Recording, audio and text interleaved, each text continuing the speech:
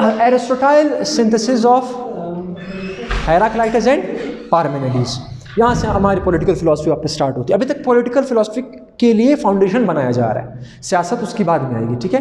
तो एरिस्टोटाइल ने क्या कहा कि हमारे इस दुनिया में जो है वो हेराक्लाइटस की फिलॉसफी और पार्मेनिडीज की फिलॉसफी अप्लाई होती है। कैसे? वो कहते हैं कि हमारे पास कुछ सब्सटेंसेस है, मटीरियल सब्सटेंसेस, वो जो सब्सटेंसेस है, ऑल ऑफ दीज मटीरियल्स और raw materials follows the philosophy of Heraclitus, यानी वो मटीरियल्स क्या हो सकते हैं? चेंज हो सकते हैं। और हर मटीरियल का इस दुनिया के अंदर चेंज होने का टास्क दिया गया है, और लाजमी उस मटीरियल ने कुछ ना कुछ बनना है, उसको इस दुनिया में किसी ना किसी रीज़न के तहत भेजा गया। और वो चीज़, अच्छा जो ये भी याद रख ले, फ़िलासफ़ी में हम उसको क्या कहते हैं? टियोलॉजी कहते हैं, जिसमें हर चीज़ के पीछे क्या हो? रीज़न हो। तो जितने भी रॉ मटीरियल्स है, जितनी भी चीज़ें इस दुनिया के अंदर, वो सब चीज़ें चेंज हो रही है। और चेंज इसलिए हो रही है क्योंकि उनको खुदा ने किसी मकसद के लिए भेजा है। वो उस वक्त तक चेंज होगी जिस टाइम तक वो अपने मकसद की तरफ नहीं पहुंचते। जब वो अपने मकसद को पहुंचेंगे तो कह लेना कि ये उस चीज़ की एसेंस है। जब वो अपने मकसद को पहुंच जाएंगे उसके बाद वो चेंज। तो जब भी कोई भी मटेरियल अपने एसेंस को पहुंचता है, उसके बाद वो मटेरियल हेराक्लाइटस को नहीं फॉलो करता बल्कि पार्मेनिडीज के। अब मैंने इसको फर्दर चेंज नहीं करना। पॉइंट आया समझ? ठीक है। अच्छा, अब इस पूरे एक फिलॉसफी को, जिसमें वो कह रहे हैं कि according to Heraclitus the raw materials are in the constant change and they will reach to its potentialities and it will face the change continuously, जब तक वो कहाँ ना पहुंचे, एसेंस अपने उस पोटेंशियल की तरफ ना पहुंचे। अब इसका एक खूबसूरत चार्ट दिया है एरिस्टोटाइल ने। एरिस्टोटाइल कहता है, अच्छा इसको हम लोग कहते हैं theory of causes. The theory of what? Causes. For a raw material to reach its potentiality, it must go through several causes. The very first cause is which one? Material cause. अब material cause क्या है? कि जो material इस दुनिया में मौजूद है, जिस चीज़ का वो बना होगा, वो उसका कौन सा cause होगा? Material cause। ठीक है। Example मैं देता जाऊँ, एक दफ़ा ज़रा सुन लो। The second cause is which one? Formal cause. Formal cause is the operation which is operated on that material, कि वो चीज़ बन जाए। The third thing is what? Efficient cause का मतलब ये कि वो बन चुका है। And the fourth cause is called as what? Final cause. Final cause का मतलब ये कि वो अगर बन गया तो बना किस चीज़ के लिए? इसके पीछे क्या होनी चाहिए? टियोलॉजी होनी चाहिए। ठीक है। तो कितने कॉजेज हैं? 4। अब इसको मिसाल से लेके चलते हैं। सपोज करते हैं हम एक पत्थर को, एक स्टोन को एरिस्टोटाइल थ्योरी ऑफ कॉजेज से एक्सप्लेन करते हैं। सो इसके कितने कॉजेज होंगे? द वेरी फर्स्ट कॉज कि ये पत्थर किसी ना किसी मटेरियल से मिलकर बना ही नहीं बना, वो कॉज इसका कौन सा है? देन फॉर्मल कॉज क्या है कि देखो इस पत्थर की कोई ना कोई क्या होगी? पोटेंशियलिटी होगी कि इसने कुछ ना कुछ बनना है। तो ये जो कॉज है ये इसके ऊपर ऑपरेशन स्टार्ट कर देगा। इसके ऊपर क्या स्टार्ट कर देगा? लेट्स से हम अज्यूम करते हैं कि इस पत्थर का जो इस दुनिया के अंदर आना है वो ये कि वो एक स्टैचू बन जाए। हम खुद से एक एग्जांपल लेते हैं कि वो क्या बन जाए? स्टैचू। तो स्टार्टिंग में ये पत्थर है, कौन सा कॉज? फॉर्मल कॉज क्या है? कि उस पत्थर को तराशना, कि वो उससे हम क्या बनाए? Statue. Then the third cause is which one? कि बन गया, कि वो बन गया, स्टैचू बन गया, ये इसका एफिशिएंट। आखिरी कॉज क्या है? फाइनल कॉज ये कि बना किस लिए बना? ताकि लेट्स से मैं कहता हूँ स्टैचू बनाया गया ताकि इस चौक को खूबसूरत किया जाए, तो इस चौक के अंदर हमने क्या लगा लिया? एक स्टैचू। मकसद क्या है? कि लोग उसको देखें और इसमें क्या होते रहें? एंटरटेन होते रहें। तो ये इसके कॉजेज़ हैं। इसी तरह हर चीज़ की कॉज है। जो चीज़ तुम्हारे दिमाग में आता है उस चीज़ की मेटाफिजिक्स क्या होगी? ये कॉजेज़ है। मेटाफिजिक्स क्या? कि उसकी एग्जिस्टेंस की रियलिटी क्या है, नेचर क्या, क्यों वो एग्जिस्ट करता है। कोई भी चीज़ लगा लो, हर चीज़ पे तुम ये अप्लाई कर सकते हो। पोइट्री पे अप्लाई करो। पोइट्री का मटेरियल कॉज क्या है? Pen and page, let's say. Formal cause क्या है? कि तुम लिखते हो उसको उसके रूल के तहत। एफिशिएंट कॉज क्या है? बन चुका। फाइनल कॉज क्या है? ताकि लोग इसे पढ़े, उससे इंटरटेन हो, हाँ कोई मैसेज दे या इंटरटेन होते रहो। बहुत से मुख्तलिफ रीज़न हो सकते हैं। तो हर चीज़ का क्या है? कॉजेज है। वो उस वक्त तक चेंज होगी जब तक ये अपने फाइनल कॉज की तरफ नहीं पहुंचता। पॉइंट आया समझ? अच्छा, अब ये चीज़ें इसलिए हेराक्लाइटस से किस वर्ल्ड की तरफ जा रही है? पार्मेनिडीज। और ये थ्योरी हम हेगल में भी समझेंगे कि हर चीज़ इस टाइम चेंज इसलिए हो रही है क्योंकि वो अपने एसेंस की तरफ नहीं पहुंची, चाहे वो तारीख हो चाहे वो चीज़। इसी पॉइंट पे दूसरा पॉइंट, सब चीज़ें इस टाइम कांस्टेंट किस में? चेंज में। Why? Because all of the things wants to reach its potentiality. ऐसा ही है। लेकिन हम जितने भी चेंज को देख रहे हैं इस वक्त, ये हमारे नज़रों के क्या हैं? सामने छोटे मोटे चीज़ें, ठीक है। हमने कहा इंसान है, या ये पत्थर हो गया, या ये रूम, ये बिल्डिंग है। पहले ये बिल्डिंग कुछ भी नहीं था, सिर्फ ईंटें थी। लेकिन इसको कॉस्मिक बैकग्राउंड में सोचो। आप लोग को बिग बैंग थ्योरी याद है, ठीक है। तो इसका दूसरा एंड एरिस्टोटल सोचता है, ये बहुत खूबसूरत थ्योरी है कि चलो ये जितने भी चीज़ें हम देख रहे हैं ये कॉन्स्टेंटली किस में है? चेंज में। कोई ना कोई फॉर्मल कॉज इसको चेंज कर रहा है। अच्छा, अब एरिस्टोटल ये सोचता है कि देखो ये जितना भी चेंज आ रहा है, चेंज लेके आया जा रहा है, चेंज लेके आया। वो एक सिस्टम बनाया गया है ना, आप एक प्लांट का सिस्टम समझ लो, सीड है, सॉयल है, ये सब इसकी मटेरियल कॉज है। पानी देते हो, सनलाइट देते हो, ये इसका कौन सा फॉर्मल कॉज, और जो बनता है तो कौन सा कॉज? फाइनल कॉज क्या? कि वो किसी को साया दे, या हो सकता है वो ऑक्सीजन दे। एक से ज़्यादा कॉजेज भी तो हो सकती हैं। लेकिन एरिस्टोटल इसको बड़े वर्ल्ड में कैसे देखते हैं? वो कहते हैं यार ये स्टार्ट कहाँ से हुआ है? यूनिवर्स जो है हमारा, ये तो मैं छोटी मोटी चीज़ें बता रहा हूँ, कॉस्मिक वर्ल्ड में सोचो। ये यूनिवर्स जो स्टार्ट हुआ है, इसका भी अपना कौन सा कॉज है? पहले तो कौन सा कॉज है, फिर कौन सा है? सब कॉजेज है कि नहीं है? स्टार्ट कहाँ से हुआ ये चीज़ें? तो इसको ये एक्सप्लेन करता है किस तरह। इसको एरिस्टोटल दूसरे चीज़ में कैसे देखते हैं, ज़रा सब सुनो। फॉर एग्जाम्पल, स्टार्ट कहाँ से हुआ? लेट्स से एरिस्टोटल इसको डिफाइन करता है, मतलब हाँ, ये यूनिवर्स के हवाले से पॉइंट हुई, शुरू से कहाँ से हुआ, ठीक है। तो एरिस्टोटल इसको कैसे देखता है? इसको आप ऐसे देखो, लेट्स से मैं हूँ, ये चेयर है। हम दोनों के बीच में एक सिंपल सा एक्सपेरिमेंट में ये करूँगा कि मैं ये कहूँ कि चेयर वीकर है और मैं क्या हूँ? स्ट्रॉन्गर हूँ, ठीक है। क्लास गौर से सर इसको सुनना, बहुत इंपॉर्टेंट फिलॉसफी। मैंने कहा कि लेट से मैं हूँ और ये चेयर है। चेयर, लेट से आप कह लो कि मैं इस चेयर पे फोर्स लगा रहा हूँ, चेयर अगर मुझसे वीकर होगा तो मैं स्टैटिक रहूँगा, चेयर किस में आ जाएगा? मूव करेगा, क्योंकि मैं स्ट्रॉन्गर हूँ, चेयर। इस दीवार की अगर बात की जाए तो दीवार स्ट्रॉन्गर है, मैं वीकर हूँ। अगर मैं दीवार पे फोर्स लगाऊँ, दीवार आगे नहीं जा रहा, मैं कहाँ जाऊँगा? पीछे आऊँगा। इसको एरिस्टोटल लेके जाता है at the beginning of universe. वो कहता है कि स्टार्ट में जितने भी चीज़ें मोशन में, स्टार्ट में जिसकी पावर, जिसका फोर्स सबसे क्या था? ज़्यादा था, इसने स्टार्ट करा दिए। इसने स्टार्ट करा दिए किस कॉज को? मटेरियल कॉज को। इसने स्टार्ट करवा दिया उसके साथ साथ फॉर्मल कॉज को। इसने स्टार्ट करवा दिया एफिशिएंट को भी। अब हर चीज़ इस कॉज के कंटिन्यूस किस में? मोशन प्रोसेस में जाती जा रही है, आगे जाती जा रही है, और उस वक्त तक ये जाएगी जब तक ये अपने पोटेंशियलिटी की तरफ। तो स्टार्टिंग में अनकॉज्ड कॉज था, एक ऐसा कॉजर जिसको किसी ने कॉज नहीं किया। जितनी भी दुनिया ये कॉस्ट की वजह से चल रही ना, कॉज।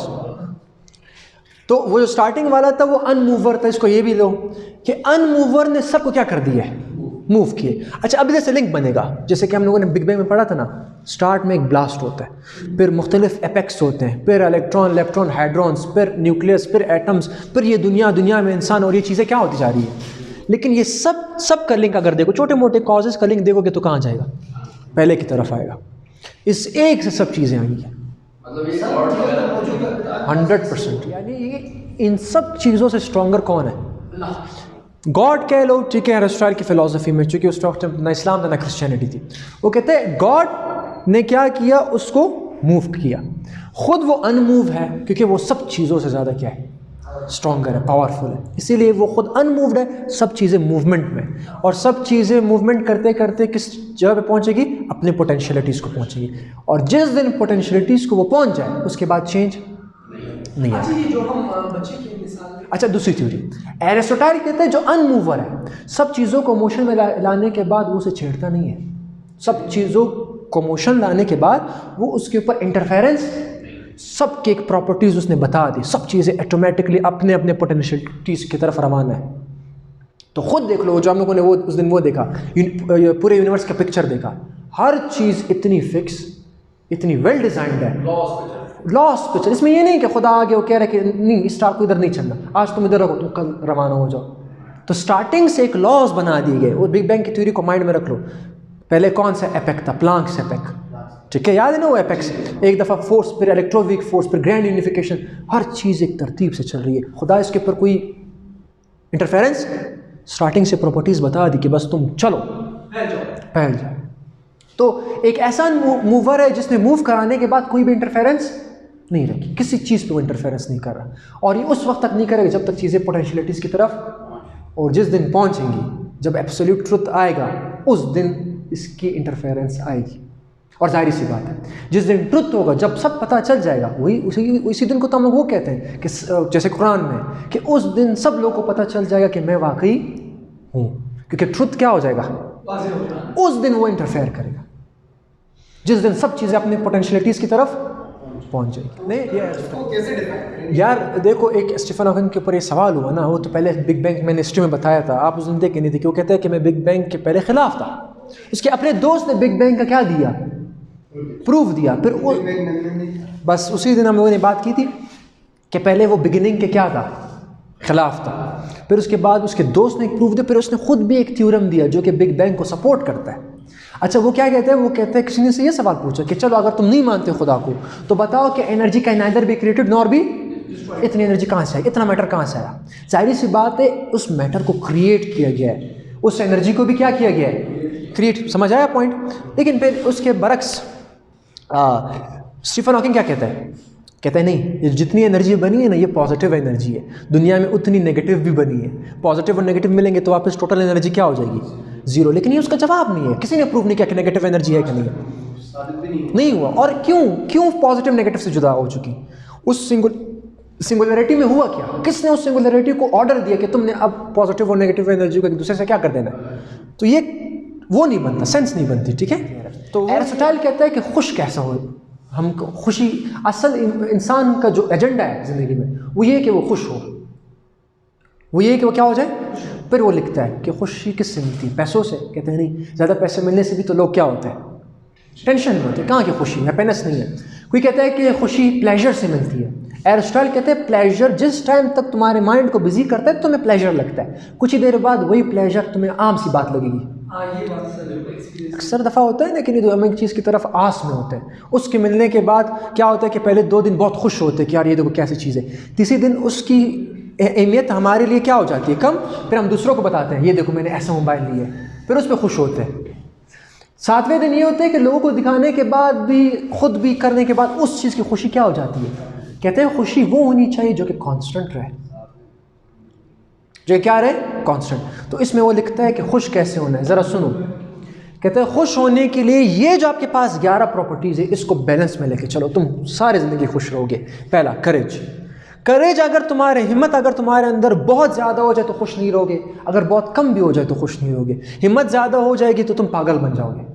अक्सर आपने देखा होगा कुछ जो, अच्छा ये करेज किसने कहा था, प्लेटो ने कहा था करेज किसके अंदर ज़्यादा होता है, जो फौजी क्लास, यस, और वो उसको कहाँ जाना चाहिए, फौजी। और अक्सर फौजी आपने देखे भी हैं कि वो टीम में बैठ के कहते हैं कि मैं ये कर दूंगा, वो कर दूंगा, मैं तुम्हारे, सुना है ना, तो ज़्यादा करेज दिखाओगे तो तुम्हारी नुकसान होगा। तुम्हें क्या पता कि तुमने अगर उसके ऊपर क्या है, टीवी के ऊपर, तुमने टीवी के ऊपर ये देखा होगा कि वो कहते हैं कि यार हम उसके ऊपर हमला कर देंगे, ये कर देंगे, वो, ये तो जाहिर बात है कि उसके अंदर करेज क्या है, बहुत ज़्यादा है। और उसे ये पता ही नहीं है, कि तुम्हारे हमला करने से, तुम्हारे उस जंग करने से और उसके जंग के आखिर तक आने से, जब आखिरी चीज़ कुछ भी नहीं बची, कि जैसे कि पाकिस्तान की पॉलिसी है कि अगर हमारे ऊपर कोई एटॉमिक बम ना भी फेंके हम फिर भी फेंक सकते हैं, पाकिस्तान की पॉलिसी है। हाँ, एक तो होता है ना कि कोई मुझ पे फेंके तो मैं फेंकूंगा, पाकिस्तान की पॉलिसी है कि कोई मुझ पे ना भी फेंके मैं फिर भी एटॉमिक बम फेंक सकता हूँ, ये पॉलिसी है। और कह रहे हैं कि अब इंडिया भी इस पॉलिसी की तरफ आ रहा है, लेकिन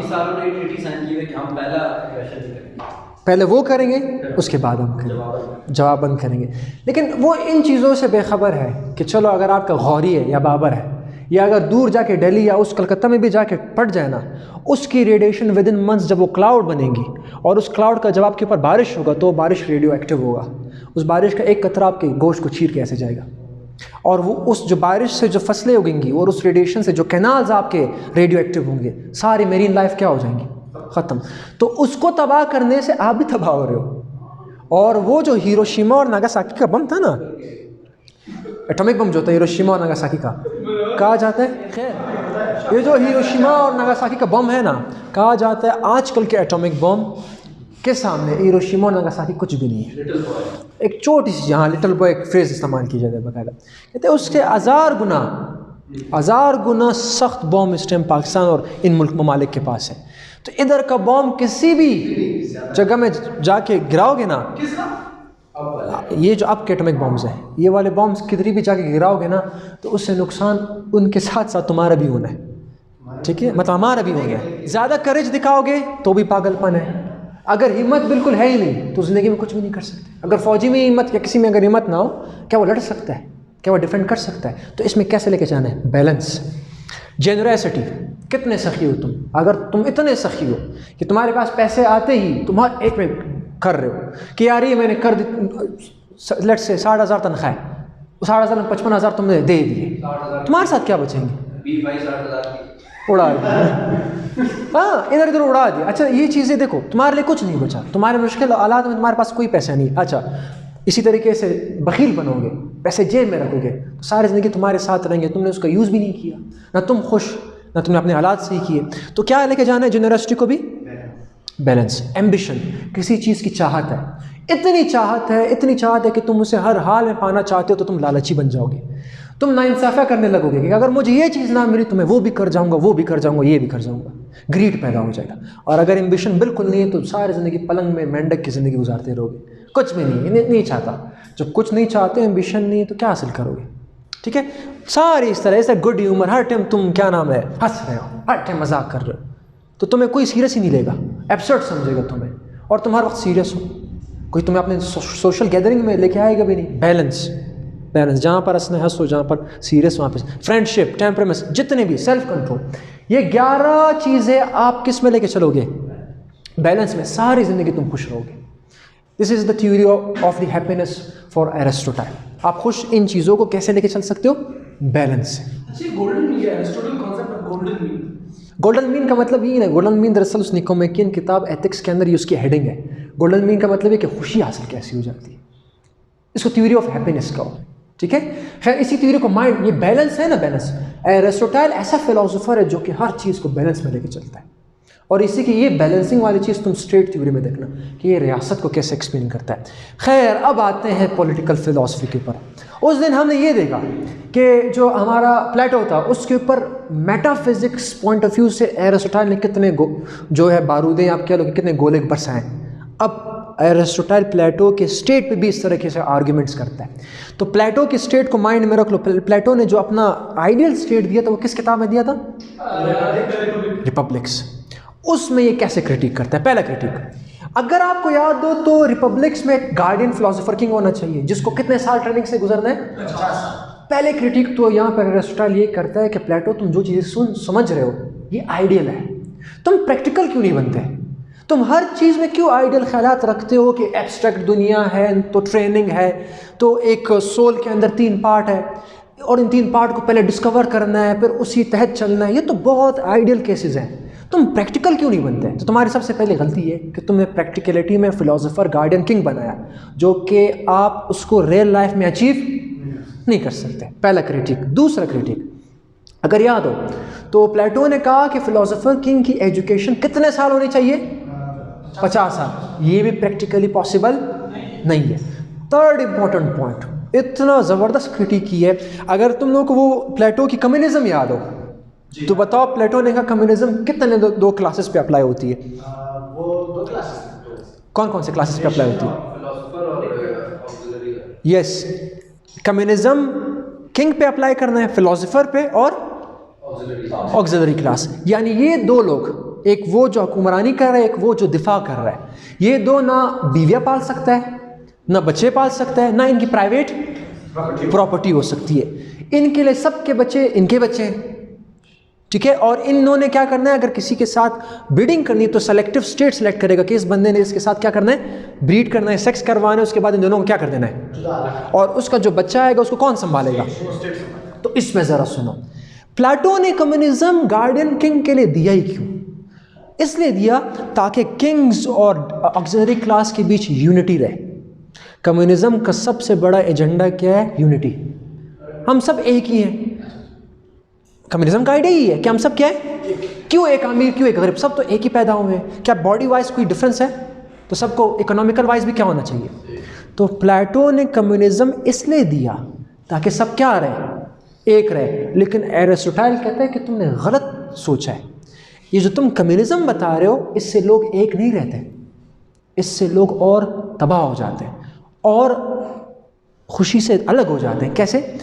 एक और चीज़ माइंड में रखो कि जैसे मैंने अभी तुम लोगों को ये बताया कि जो प्लेटो है ये किसका सोचता है हमेशा, आइडियल, जबकि एरिस्टोटल कौन है, प्रैक्टिकल। एरिस्टोटल प्लेटो को बोलता है तुमने जितने भी थ्योरी दी है इसमें तुमने ट्रेडिशन का सोचा ही नहीं, कल्चर का सोचा ही नहीं। हमारा जो कल्चर है आज तक हम लोग रह रहे हैं, अगर कल ही कोई बंदा है हमसे कहे कि हर कल्चर छोड़ दो, हम नहीं छोड़ सकते। अभी अभी मैं तुम्हें कहूँ कि सब उस कमरे में जाके धोतिया पहनो, पिंड का कल्चर अपनाओ, कर सकते हो? नहीं कर सकते, क्योंकि कल्चर ट्रेडिशन इंसान की ज़िंदगी में बहुत इंपॉर्टेंट है। कहता है तुम्हारा कम्युनिज्म कल्चर के ख़िलाफ़ है। ये जो कम्युनिज्म तुम बता रहे हो ना कि हर एक बंदे के ना बच्चे हो सकते हैं ना उनकी बीवियाँ हो सकती है, ये गलत है। तो क्या है कि तुम्हें लाजमी फैमिली बनानी होगी, तुम्हें लाजमी क्या बनानी होगी, फैमिली। हर बंदे की अपनी एक बीवी होनी चाहिए और अपने क्या होने चाहिए, बच्चे। क्यों? अब इस चीज़ के ऊपर भी ज़रा सोचो। बिकॉज अच्छा, इंस्टेड ऑफ ऑल मैन, अच्छा ज़रा देखें कम्युनिज्म में क्या है कि जितने भी बच्चे हैं, हमने कहा था ना कि जितने भी औरत और मर्द मौजूद है वो सब औरत और मर्द सब बच्चों के माँ बाप है, कहा था ना ये जुमला वहाँ पर कम्युनिज्म पे। और जितने भी आपके बच्चे उन सब के लिए माँ बाप, और जितने भी माँ बाप है वो जो बच्चे यहाँ पर मौजूद है उनके लिए भी वो सब क्या है, बच्चे हैं। लेकिन एरिस्टोटल कहता है कि इससे रिस्पॉन्सिबिलिटी बढ़ती नहीं और ख़त्म होती है। लेट्स से यस ऐसा कह के देखो, मिसाल अगर हम उन्होंने एक कम्युनिटी बना दी जिसमें सारे बच्चे हम सब के बच्चे हैं और सारे बच्चों के हम सब बाप हैं, तो मैं क्या कहूँगा, मैं कहूँगा कि यार चलो मैं आज इसको छोड़ देता हूँ, दूसरा इसको संभाल लेगा, वो भी तो इसका बाप है क्या नहीं? दूसरा कहेगा यार मैं चलो दूसरा संभाल रहा है, वो भी इसका बाप है। तो ये रिस्पॉन्सिबल हुआ, इररिस्पॉन्सिबल हुआ। लेकिन अगर हम कहें कि एक फैमिली है कि यार ये वाकई सिर्फ मेरा ही बच्चा, मैं सिर्फ इसका ख्याल रख सकता, कोई दूसरा ये हमें क्या बना देगा, रिस्पॉन्सिबल बनेगा। क्या क्रिटिक की इस बंदे ने, ठीक है। यहाँ तक समझ आया पॉइंट के नहीं? फैमिली टाइज बहुत इंपॉर्टेंट है, फैमिली टाइज बहुत, कम्युनिज्म को छोड़ दो, पहला पॉइंट। दूसरा पॉइंट ये भी ज़रा और सुन लो। प्लेटो ने कहा कि जो आपका गार्डियन क्लास है, डिफेंस क्लास है, उसके लिए प्राइवेट प्रॉपर्टी की ओनरशिप अलाउ मत करो। एरिस्टोटल कहते हैं ये तुम क्या बात कर रहे हो, इंसान की नेचर में है मेहनत करना। इंसान जब मेहनत करता है तो उसे लाजमी पल भी चाहिए।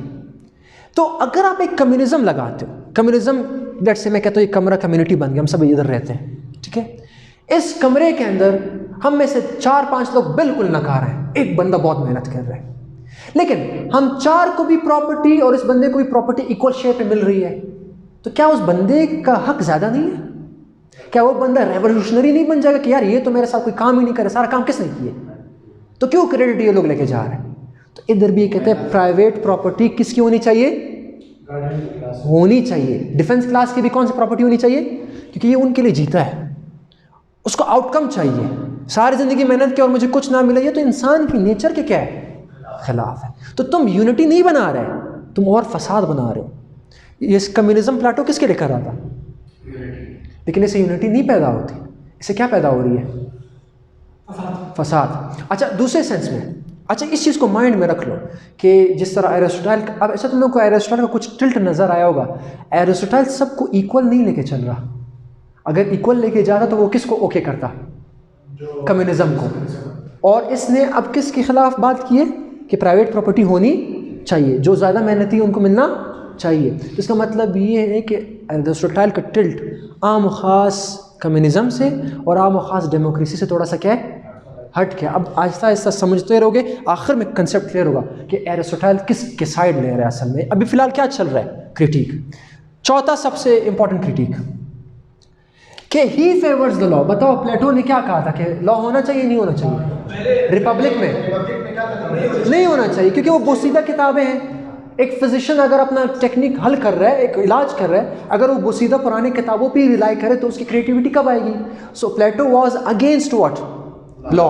लेकिन एरिस्टोटल कहते हैं तुम यहाँ पर भी गलत हो, लॉ 100% होना चाहिए। जो तुम मिसाल दे रहे हो कि एक फिजिशियन के पास एक बंदा आ रहा है, ये मिसाल ही गलत है, क्योंकि वो डॉक्टर है, पेशेंट है, और ये स्टेट है। स्टेट में लॉ एक बंदा नहीं, लॉ पुराने ज़माने से लोग हिस्ट्री पढ़ पढ़ के आ रहे हैं। देखो लॉ कब बनता है, अब तुम जानते हो ना कि हमारे मुल्क अगर लॉ लो, क्या हमारे मुल्क में ऐसे लॉ है जो कि हमारे सेंटिमेंट्स के ख़िलाफ़ हो, कल्चर के ख़िलाफ़ हो, ट्रेडिशन के ख़िलाफ़ हो तो हम नहीं रोडों पे नहीं निकल आएंगे। तो उस ज़माने से लोग सोच रहे हैं कि हमारी आवाम की ग्रोथ कैसी हुई है, हम किस ट्रेजेक्ट्री के हिस्ट्री को शेयर कर रहे हैं, हम किन किन चीज़ों को शेयर करें। उसी शेयरिंग बेसिस पे लोगों ने क्या बना दिए? लॉज बना दिए। तो इसके ऊपर वो पुराने ज़माने से मेहनत चल रही है। तो अगर लॉ ही नहीं है तो आपका स्टेट ही नहीं चल सकता, और लॉ को आप बोसीदा नहीं कह सकते। लॉ बहुत मेहनत, बहुत सोच, बहुत प्रैक्टिकलिटी को देखने के बाद बनती है। इसको आप कैसे गलत कह रहे हो? ये तो एक इंसान को, आवाम को बाइंड करके रखता है, एक स्टेट को सीधे राह पे चला के रखता है। लॉ के बगैर आप कुछ भी नहीं कर सकते। तो कितने क्रिटिक्स हैं? कुछ 4-5 और भी। और अच्छा, वो स्टेट्समैन में उसने कहा, मतलब रिपब्लिक तो उसने कहा ना, उसने मतलब स्टेट्समैन में कहा कि रिपब्लिक प्रैक्टिकल नहीं है, और ख़ुद भी कहा। हाँ देखो, हर एक बुक पे उसकी क्रिटिक्स है, ठीक है। अब हम करेंगे कि यार रिपब्लिक में क्या कहा है, स्टेटमेंट्स में फिर क्या कहा है।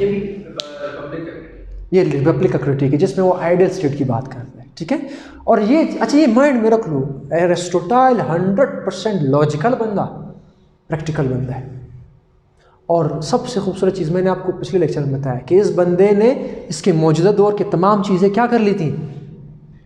पढ़ ली थी। इसको पता है कि यार चीज़ें कहाँ से कहाँ आ रही है, ठीक है। अब ऐसा ऐसा और भी क्लियर होगा। ये पॉइंट क्लियर है कि नहीं? Communism creates unity says Plato, but Aristotle argued that such unity is not possible in polity. Polity का मतलब क्या? City state. याद है पोलिस का जो मैंने नाम कहा था? It is only possible in household. आप सिर्फ किस में लगा सकते हो? घर में लगा लो, ठीक है। घर में कर दोगे, रिश्ते होंगे, रिस्पॉन्सिबल होगा, because since it is against the traditional family ties. It means के प्लेटो इग्नोर्ड द ट्रेडिशन और कल्चर, ठीक है।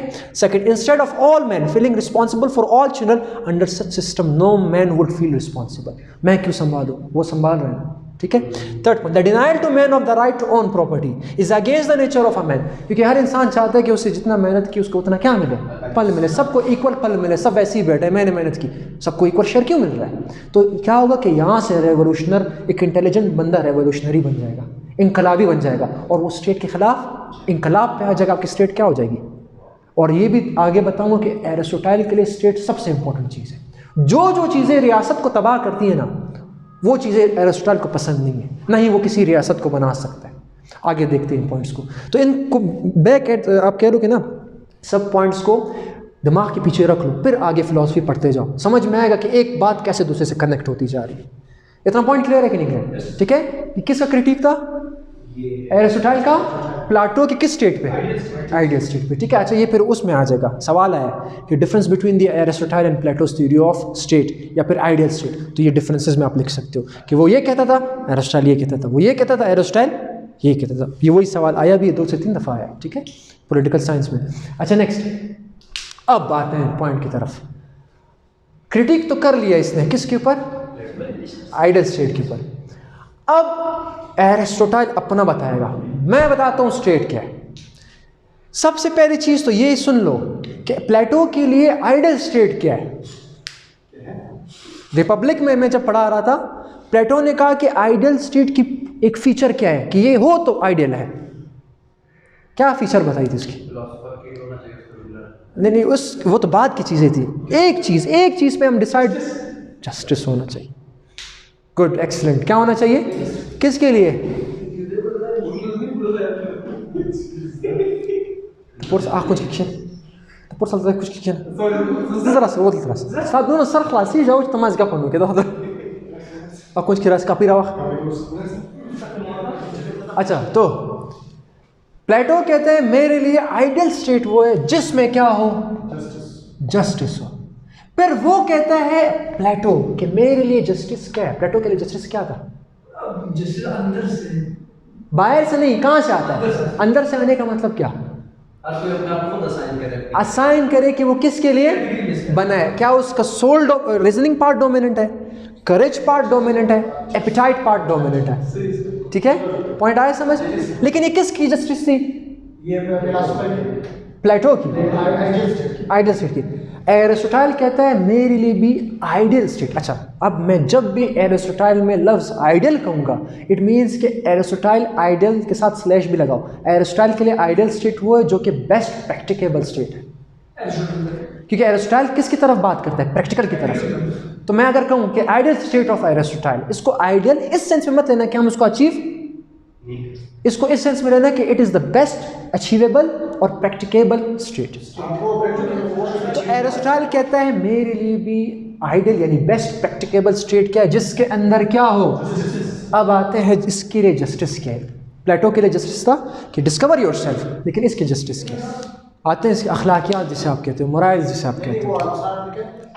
निकोमैकियन एथिक्स। निकोमैकियन इसके वालिद का नाम था और उसके एरिस्टोटाइल के अपने वालिद के, इसके वालिद का भी नाम था और इसके बेटे का भी नाम था, निकोमैकियन। लेकिन जस्टिस को भी गौर से देखना, दो किताबों में अलग अलग बताया गया है। एक इंसाफ है एथिक्स के अंदर, अखलाकियात के अंदर, एक इंसाफ है रियासत के अंदर। मुख्तलिफ है, बहुत कंफ्यूज करेगा जब तुम एरिस्टोटल की किताबें पढ़ोगे ना, मतलब उसके बारे में, तो ये चीज़ें तुम लोग को बहुत कंफ्यूज करेंगे। यार उधर तो मुनव्वर ने कहा जस्टिस, इधर ये क्या जस्टिस की बात करें? तो किताब अलग अलग है, उस अलग अलग कंसेप्ट में अलग अलग जस्टिस हैं। तो अखलाकियात में जस्टिस क्या है? बताओ कि सोक्रेटिस और प्लेटो ने क्या कहा था कि अखलाकियात के बारे में उन्होंने क्या एक जुमला, एक कोटेशन लिखी थी जो मैंने कहा था कि बहुत ज़रूरी है। Virtue is knowledge. ठीक है, ये किसका जुमला था? ये किसका जुमला था? सोक्रेटिस का मतलब प्लेटो। इस जुमले का मतलब ये है कि इंसान जितने भी गलत काम करता है वो गलत इसलिए कर रहा है क्योंकि उसे पता नहीं कि सही क्या है। जिससे इल्म आ जाए तो उसी टाइम उसको फजीलत मिलती है और फिर वो गलत काम। तो सोक्रेटिस प्लेटो क्या कर रहा है? जिसे पता है कि ये काम गलत है तो वो गलत काम नहीं करेगा। जिसे पता नहीं है कि ये गलत है वो गलत कर सकता है। तो इंसान को क्या दो तो इसके अंदर फजीलत आएगी ताकि फिर वो गलत काम ना करे। किसकी थ्योरी थी? प्लेटो एंड सोक्रेटिस। इधर भी अटैक कर रहा है। कौन अटैक कर रहा है? कहते हैं नहीं नहीं नहीं, सिर्फ बताना नहीं है, एक बात पे नहीं छोड़ा सिवाय दो बातों में सपोर्ट करने के। हर बात मैंने इसको सुनाई है कि तुमने इधर भी गलत किया। सुनो, कहते हैं ये चीज़ सिर्फ इंसान को नहीं बताती कि कौन सी चीज़ सही है कौन सी चीज़ गलत है, आपके एक्ट्स भी ऐसे ही होने चाहिए। मिसाल ले लो, मुझे पता है कि किसी को इस क्लास के अंदर गाली देना गलत है, मैं फिर भी देता हूँ, ये विर्चू नहीं है। विर्चू ये है कि पता होने के साथ साथ तुम्हारे एक्शन से भी पता चले। क्या कहा? Plato is the ideal where is Aristotle is practical. हर चीज़ में क्या देखता है? प्रैक्टिकल देखता है। नहीं, ये नहीं कि तुम्हें पता है ये चीज़ गलत है वो चीज़ सही है, तुम करके बताओ। तुम्हारे एक्शंस, तुम्हारे हैबिट्स, तुम्हारे हर चीज़ तुम्हारे नॉलेज से पैरेलल चलनी चाहिए, तब तुम क्या हासिल कर सकते हो? virtue. So virtue is not only knowledge, acting on the knowledge, acting upon the knowledge, ठीक है, is what? Virtue. ये किसकी ethics थी? Justice and ethics. अच्छा, ये रहा उसकी बहुत important quotation. Moral excellence comes about as a result of what? Habit. You must be practical. ठीक है, we become just by doing just acts, not only by thinking what is just and what is unjust. आपने करना होगा। Temperate by doing temperate acts, brave by doing brave acts. Courage जहन में, जब तक करेज नहीं करोगे ताकतवर बन ही नहीं सकते, हिम्मत वाले बन ही नहीं सकते। सो एक्ट करना है। ठीक है, ये सिर्फ एक कोटेशन है। नेक्स्ट, अब आते हैं एरिस्टोटल के लिए स्टेट क्या है। तो एरिस्टोटल के लिए स्टेट में पहले डेफिनेशन है कि state is indispensable to man. ठीक है, अब एरिस्टोटल की थ्योरी की तरफ आओ, वो थ्योरी जिसमें वो हेराक्लाइटस और किसको मिलाता है कि हर मटीरियल चीज़ की एक पोटेंशियलिटी है कि नहीं। कहते हैं मर्द या इंसानों की भी एक पोटेंशियलिटी है कि वो वहाँ तक पहुँचे, वो सिर्फ उस वक्त पहुँच सकते हैं जब क्या हो, स्टेट हो। बग़ैर स्टेट के इंसान अपने पोटेंशियलिटी की तरफ पहुँच ही नहीं सकता। एरिस्टोटल कहते हैं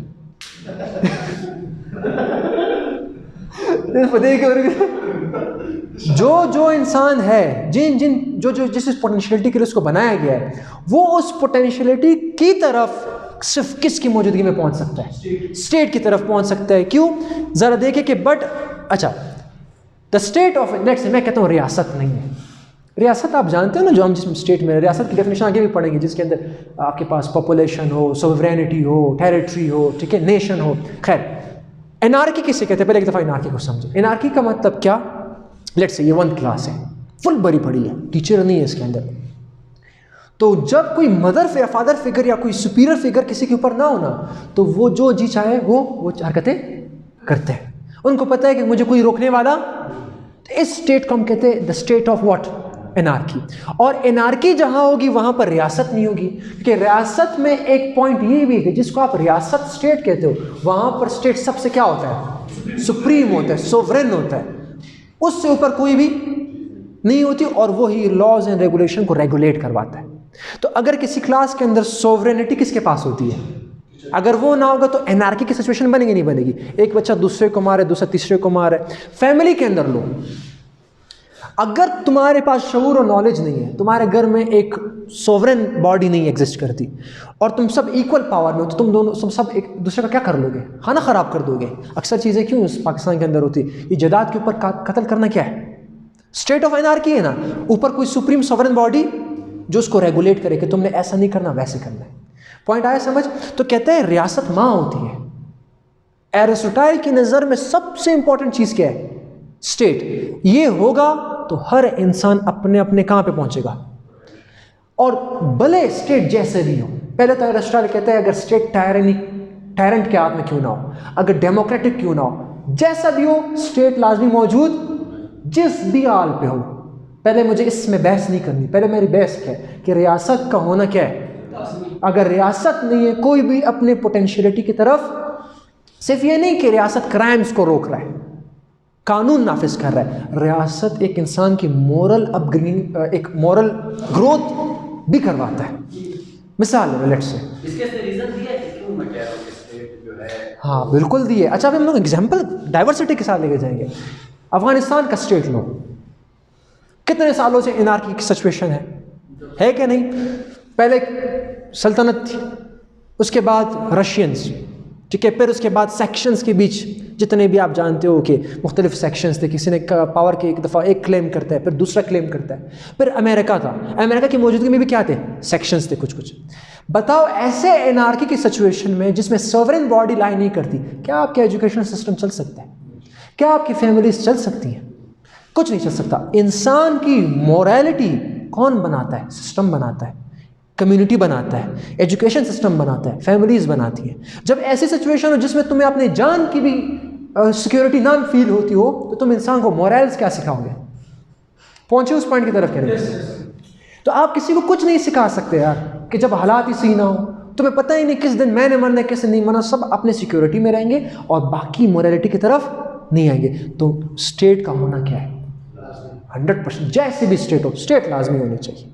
ले लो जितने भी आपके पास अरेबियन कंट्रीज, सीरिया ले लो, पैलेस्टाइन ले लो, ठीक है, ये लोग क्यों पोटेंशियलिटी की तरफ नहीं पहुंच रहे। क्यों हम नहीं कह रहे कि साइंस की तरफ, पाकिस्तान ले लो, इवन दो पाकिस्तान के मर्द या जितने भी हमारे लोग हैं, ये क्यों अपनी पोटेंशियलिटीज़ की तरफ नहीं पहुंच पा रहे। हमारी पोटेंशियलिटी तो ये है ना, डिस्कवर करना, इनोवेशन करना, क्यों नहीं पहुंच पा रहे, क्योंकि हमारी मोरल ग्रोथ ही नहीं हो रही।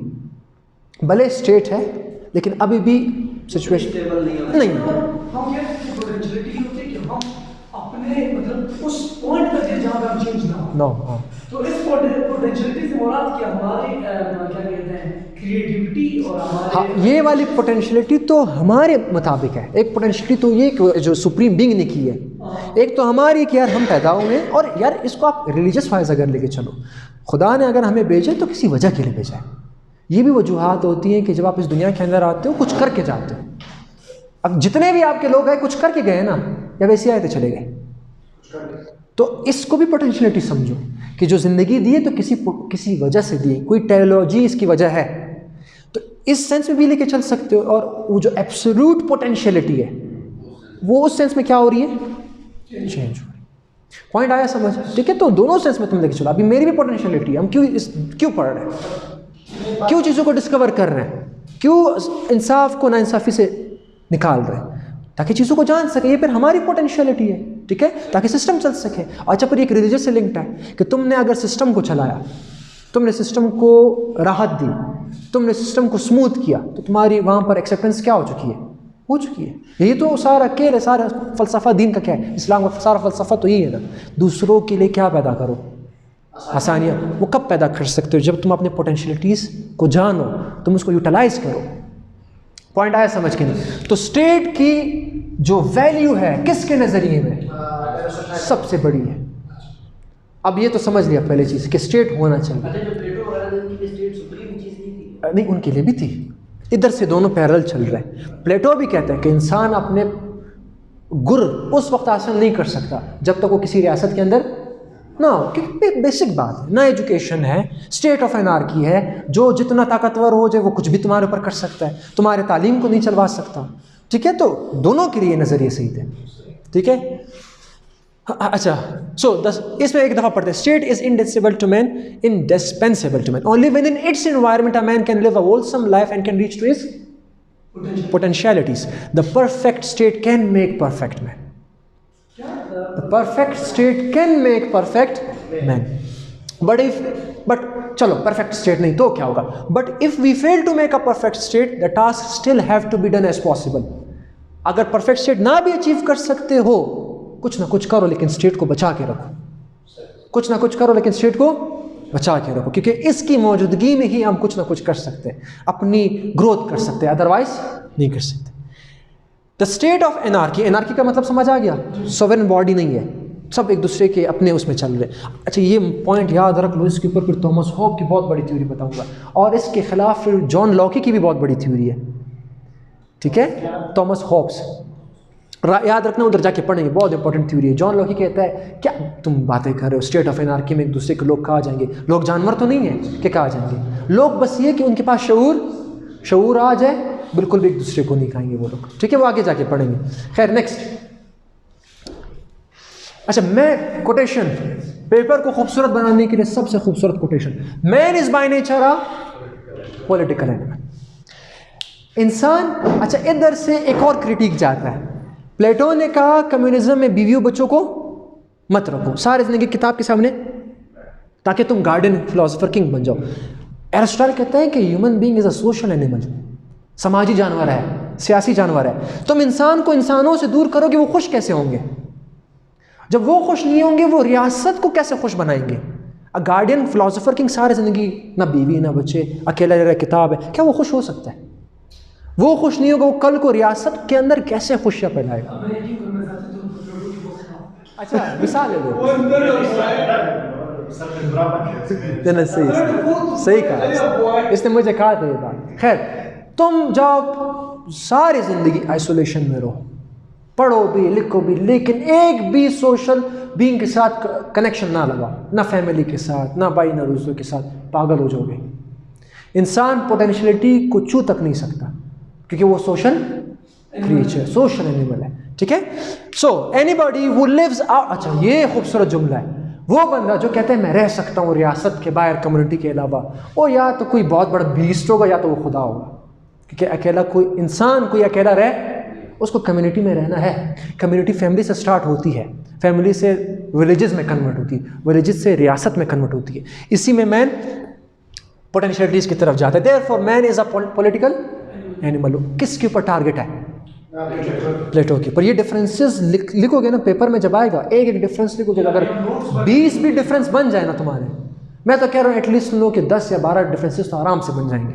और इतने वाइटल पॉइंट्स है ना ये, कि देखो ये फिर बारीकियाँ होती हैं। कुछ लोगों ने डायरेक्ट कहा होगा कि मेटाफिजिक्स ऑफ प्लेटो ये, मेटाफिजिक्स ऑफ एरिस्टोटल ये, लेकिन हर पॉइंट पे इनके बीच वो तजाद आने को वो नोट, वो किससे तुम पता कर सकते जो तुम बहुत डिटेल एनालिसिस करते हो। ठीक है, नेक्स्ट।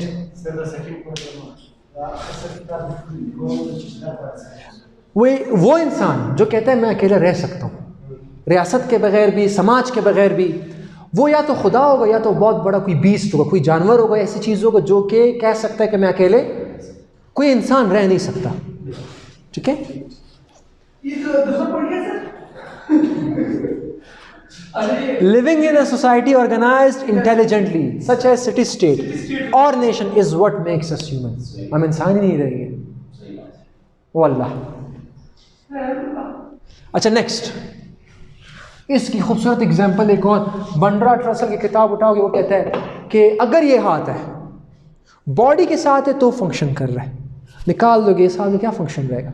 इंसान है, स्टेट है, इंसान जब तक स्टेट के साथ है तो अपने फंक्शंस कर सकता है, निकाल दो तो इसके फंक्शंस नहीं होंगे। ये भी एग्जाम्पल में तुम लिख सकते हो, एनालॉजिकल एग्जाम्पल उसको कहते हैं, किसी दूसरी चीज़ को देख करके उसके साथ उसको कनेक्ट करना कि what a man is like a hand and state is like a body. जैसे कि हैंड विदाउट अ बॉडी काम नहीं कर सकता, so that a man can not reach to its potentialities without the environment of state. ठीक है, अच्छा एक और चीज़, for without state we have what?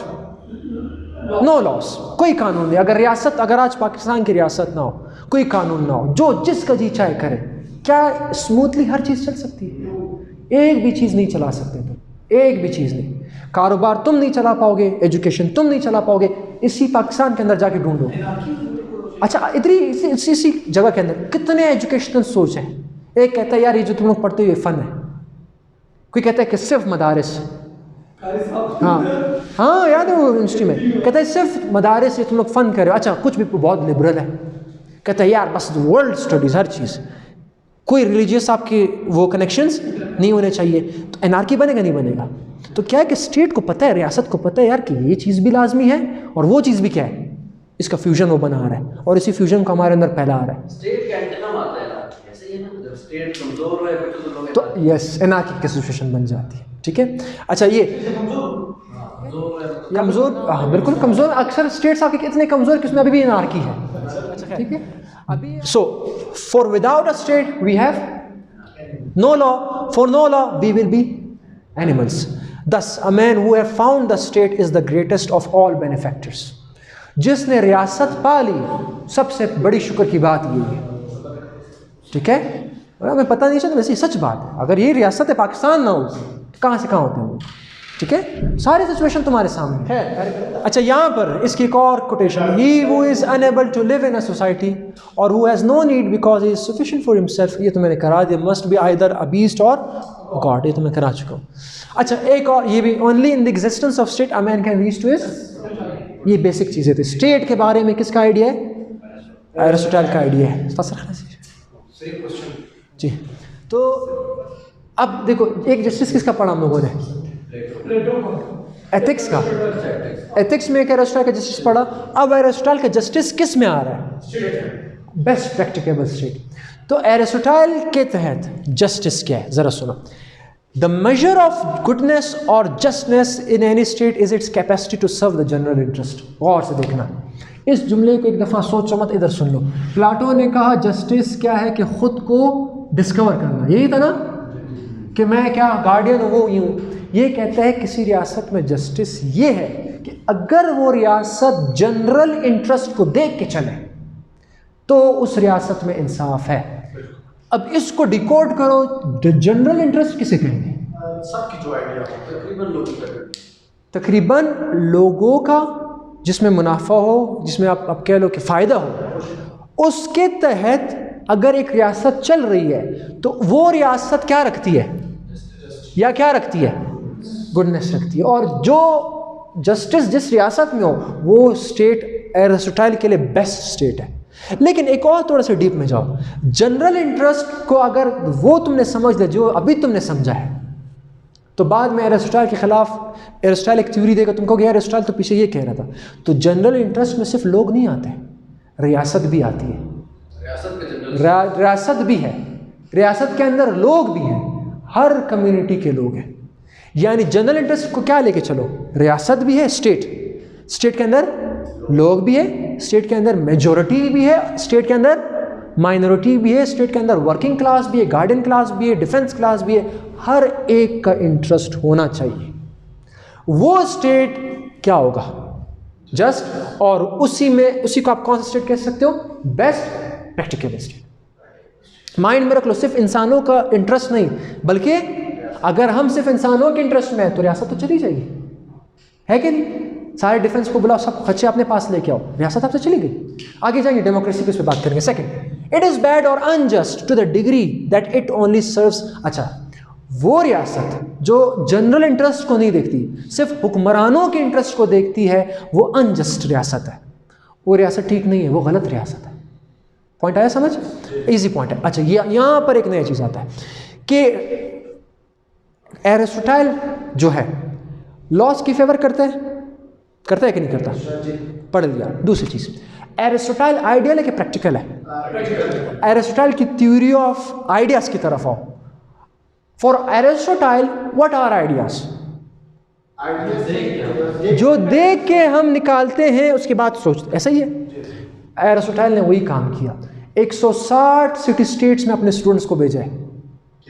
160 city state शहरों में अपने स्टूडेंट्स को भेजा, कहा कि इन रियासतों के मुझे कवानीन ला के दो, मैंने इनको पढ़ना है। तो 158 से लेकर 160 रियासतों के कॉन्स्टिट्यूशन को सामने रखा, उसको पढ़ा और इधर से अपनी फिलॉसफी निकाली। पॉइंट आया समझ के नहीं? कौन क्या? तो कहता है कि वो रियासतें जहां पर कॉन्स्टिट्यूशंस किसके इंटरेस्ट को देखता है? कॉमन, यानी सब चीज़ों के इंटरेस्ट को देखता है, उस कॉन्स्टिट्यूशन को आप क्या कहोगे? राइट कॉन्स्टिट्यूशन, अच्छे कवानीन। अच्छा, कॉन्स्टिट्यूशन की डेफिनेशन आगे आ रही है, कॉन्स्टिट्यूशन किसे कहते हैं। फिलहाल इसको ऐसे समझो कि constitution is the set of laws, ठीक है? अगर set of laws general interest को देख रहा है तो उन सेट ऑफ लॉज को आप कौन सा कॉन्स्टिट्यूशन कहोगे? लेकिन अगर वो सिर्फ रूलर की फायदे देखते हैं तो उसको आप कह लो बैड कॉन्स्टिट्यूशन या परवर्टेड कॉन्स्टिट्यूशन। परवर्टेड का मतलब जानते हो ना? परवर्टेड का मतलब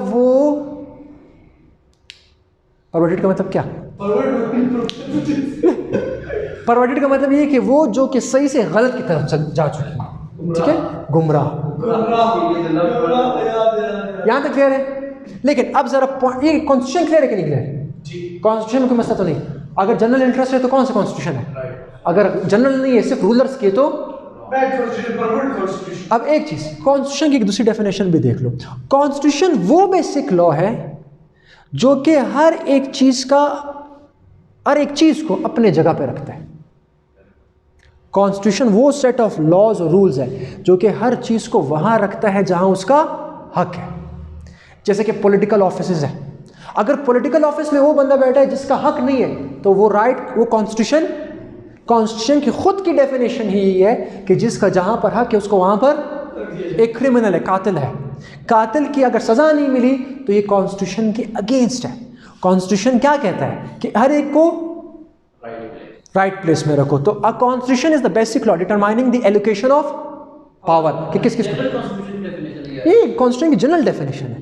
राइट और रॉन्ग क्या होता है कि लोग तो कह देते हैं कि ये राइट है या रॉन्ग है, लेकिन खुद कॉन्स्टिट्यूशन की डेफिनेशन ही यही है।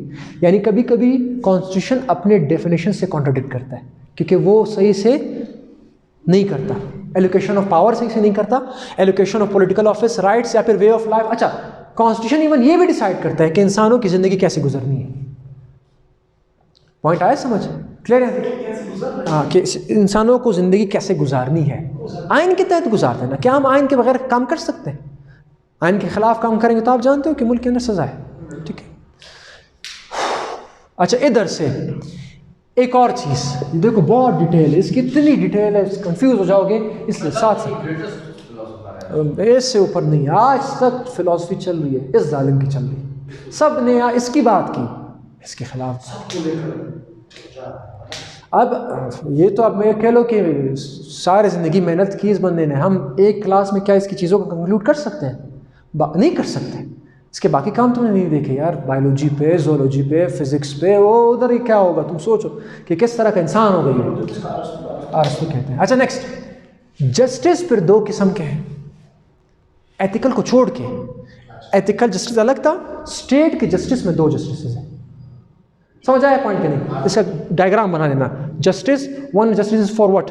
Ethics, and other one is for what? Within state justice we have two justices. One justice is called as what? Another one is called as what? Distributive justice is based on what? And corrective justice is based on the arithmetic equality. समझो इस चीज़ को. Distributive justice किसे कहते हैं? इंसाफ Aristotle के नज़रिए में क्या है स्टेट के अंदर? General interest. और जनरल इंटरेस्ट आता है राइट कॉन्स्टिट्यूशंस के साथ. राइट कॉन्स्टिट्यूशन हर एक चीज़ को कहाँ रखता है? अपने जगह में रखता है. अब हर चीज़ की अपनी अपनी जगह होने का मतलब क्या है कि अगर मैं एक ज़बरदस्त किस्म का दानिश्वर रियासत चला सकता हूँ और मुझे पॉलिटिकल ऑफिस नहीं दिया जा रहा, मुझे अगर पॉलिटिकल ऑफिस नहीं दिया जा रहा तो ये कॉन्स्टिट्यूशन राइट या रॉन्ग है? पहला पॉइंट. दूसरा पॉइंट, मैं ज़्यादा काबिल हूँ रियासत चलाने के लिए, एक बंदा है जिसने एक भी चीज़ रियासत की नहीं पढ़ी, तो हम दोनों क्या इक्वली हकदार होंगे रियासत चलाने के लिए या सिर्फ मैं हकदार होऊंगा? मैं तो कॉन्स्टिट्यूशन या जस्टिस डिस्ट्रीब्यूटिव होना चाहिए. मुझे ही सिर्फ अलाउ करना चाहिए, अलाउ किया जाना चाहिए कि मैं क्या चलाऊं? स्टेट चलाऊं. तो इसको आप इक्विटी कहते हो कि जो जिसके हक पर है उसको वो हक मिला जाए. लेकिन दूसरा जस्टिस कौन सा है? करेक्टिवनेस जस्टिस का मतलब क्या है कि ये चीज़ों को करेक्ट करता है. अब मैं भले जितना भी दानिश्वर हो जाऊं, चलो मुझे पॉलिटिकल ऑफिस भी मिल गया, दूसरा जितना भी नालायक हो जाए, हम दोनों एक ही गुनाह करते हैं. तो अब ये नहीं करना कि मैं चूंकि दानिश्वर हूं तो मुझे सज़ा, अब दोनों को सज़ा होगी. ये कौन सा है? करेक्टिव, कि ये दोनों को रियासत को क्या कर देता है? करेक्ट करता है. और ये इक्विटी पे नहीं, किस पे बेस्ड है? इक्वालिटी. सबके लिए एक होगा, रियासत का कानून सबके लिए क्या है? एक है. लेकिन जो दानिश्वर है उनके लिए फिर इक्वालिटी मत लगाओ, उनके लिए फिर क्या लगाओ? समझे इस पॉइंट को? नहीं पॉइंट आया समझ? उसने कहा how to know the ideal state. मौजूदा जितनी स्टेट्स हैं उससे उसने क्या इकट्ठा किए? कॉन्स्टिट्यूशन इकट्ठा किए. सब कॉन्स्टिट्यूशन को इकट्ठा करने के बाद, जैसे कि मैंने आपसे कहा कि तकरीबन 158 सिटी स्टेट्स का उन्होंने कॉन्स्टिट्यूशन इकट्ठा किया.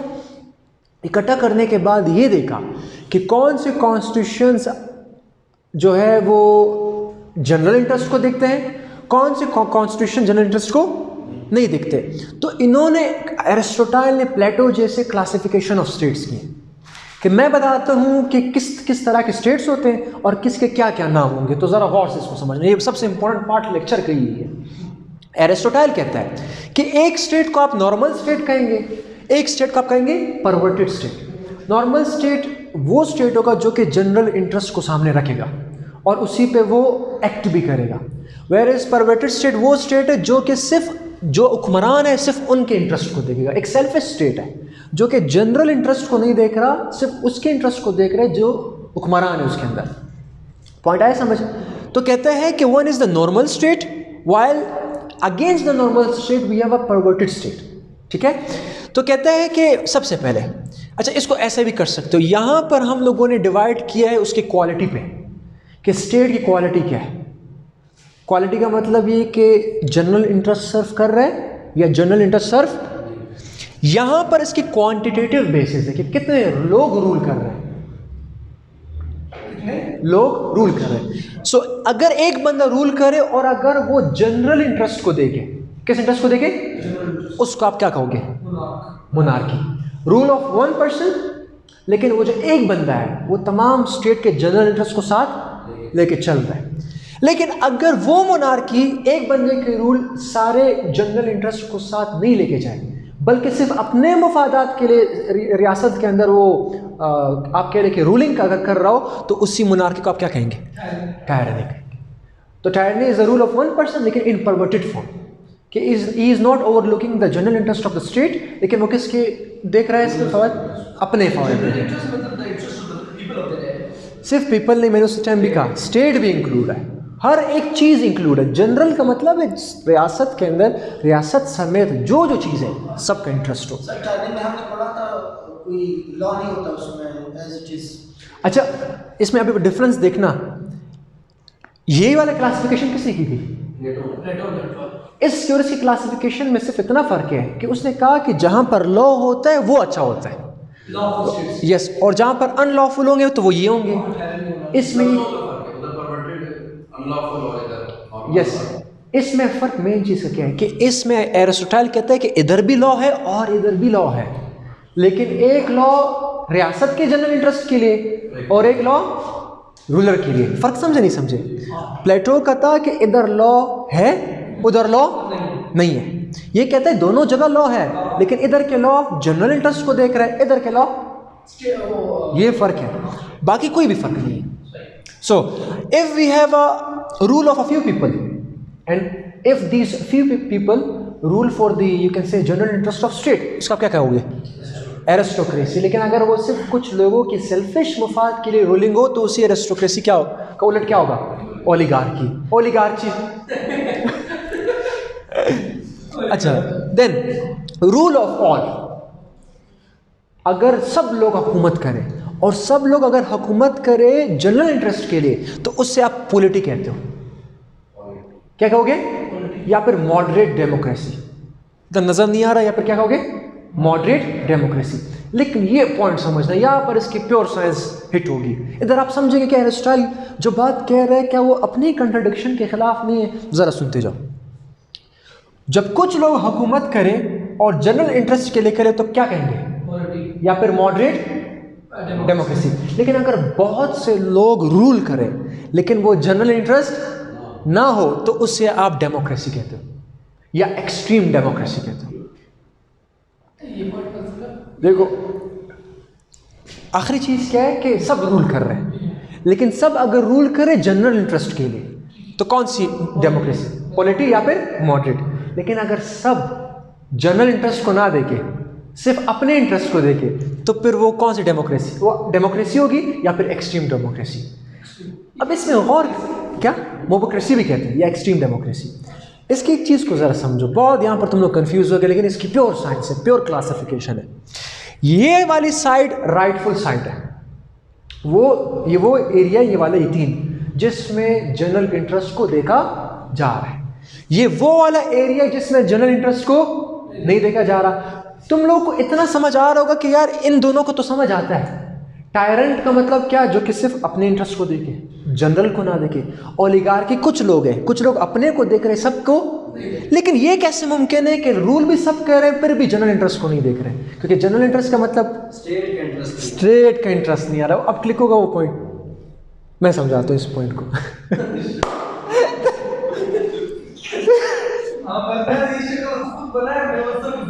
मैं समझ, देखो इस पॉइंट की तरफ आओ पहले। अच्छा एक थोड़ी सी और क्लासिफिकेशन के ऊपर फोकस करें फिर इस आइडिया के ऊपर आता हूँ।